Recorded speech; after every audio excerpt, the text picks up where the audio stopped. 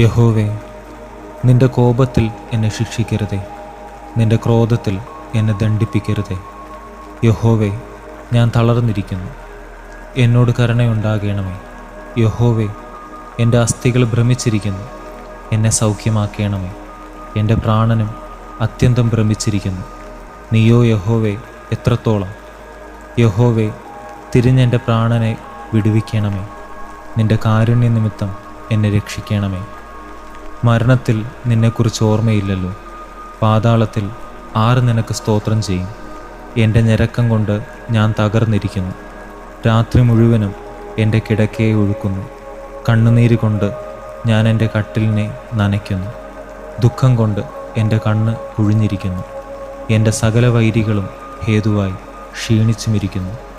നീതികേട് പ്രവർത്തിക്കുന്ന ഏവരുമേ എന്നെ വിട്ടുപോകുവിൻ.